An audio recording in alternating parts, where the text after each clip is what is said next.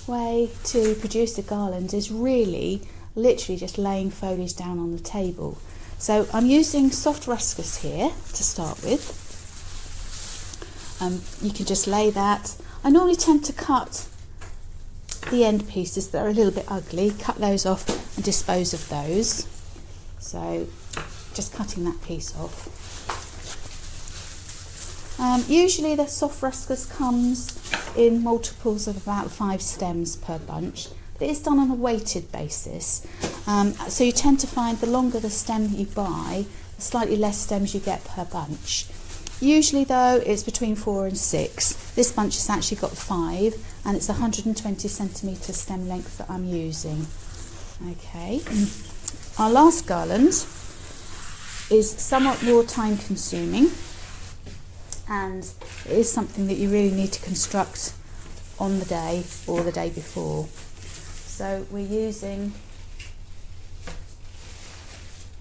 if I can find them, so we've got a bunch of gypsophila here.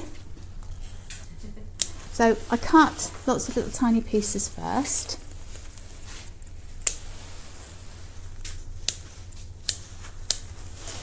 Okay. And then if you're just doing, I'm just going to do like a little top table garland here, so it's not going to be huge. So if you want to have 2 rather nice pointed ends to the garland, rather than working that way with the soft ends all going in one direction, you actually need to reverse the trend. So if you imagine we want a garland that's that long, okay, we'll put the 2 blunt ends together, exactly the same principle as we did earlier, and then just add that. And you don't have to tie it in, but if you're transporting it from where you've made it up to a venue, it's easier if it is tied in, because then you haven't got to worry about it all collapsing before you get there. Okay, so just reinforced those 2 ends. I will tie it in a sec. But, so you can see how we've got those 2 nice soft pieces. Now you could pop that over a fireplace mantelpiece if you wanted to, because you've got those nice soft drapey ends at either end, or it could sit just on a top table.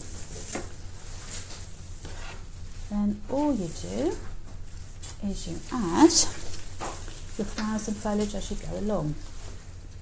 Hence why it has to be done on the day, really. I'm going to reuse the roses that I've already cut, just so I'm not wasting any. So you make, start off with a slightly smaller one, so you make little tiny corsages. Now you can tape those with a parafilm to keep them nice and tidy and neat and hold in any moisture. Please, I'll show you.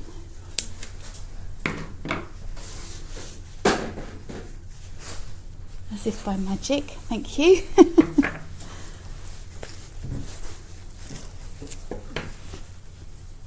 So literally just taping them in. Now it's not an aesthetic thing that I'm doing this for. It's actually literally just to keep as much of the moisture in the stem as you can, and literally lay that on the garland and then just tie it in with the garden twine. Tie that in. It's very fiddly. It is very fiddly. Yeah. This is your most time consuming type of garland.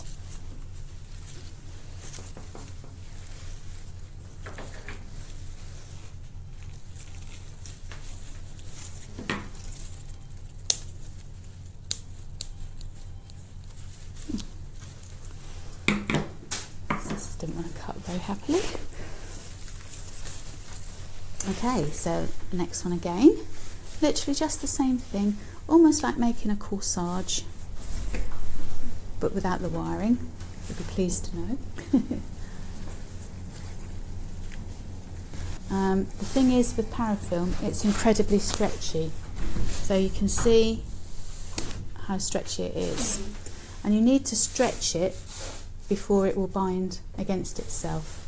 So that, yeah, I've never had a problem using it. I must admit, I prefer it to, especially to Stemtex, because I find Stemtex always makes my fingers sticky, and I prefer it to Gutter as well because it's got more stretch. Gutta Persia I find is always not very easy to work with if it's cold and you're cold, and 90% of the time most florists are cold. So you can see how we're building that up. So another one. I mean, you could at a push do this the night before. I would not use hydrangea if you were doing it the night before. You could make these little tiny bunches up and just tie them and then pop them into buckets of water so they're drinking overnight. Then you've just got to fix them on the next day. So again, there are lots of ways that you can get forward and do a little bit of prep work.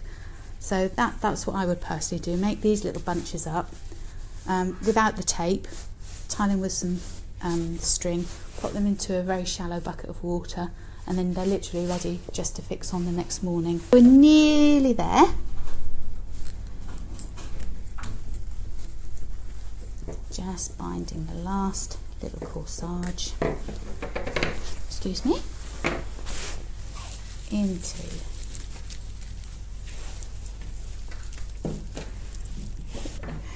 so there we have the wired and tied garland. Okay, so that could sit quite happily on the front of a top table for a wedding, or as I said, it's something that you could pop over a mantelpiece, and it would, if I can hold it above me on the wall. I don't know if you can see that down a bit. Down a little. Yep. Fire.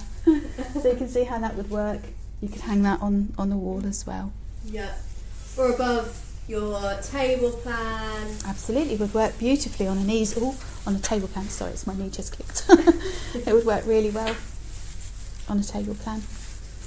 Perfect.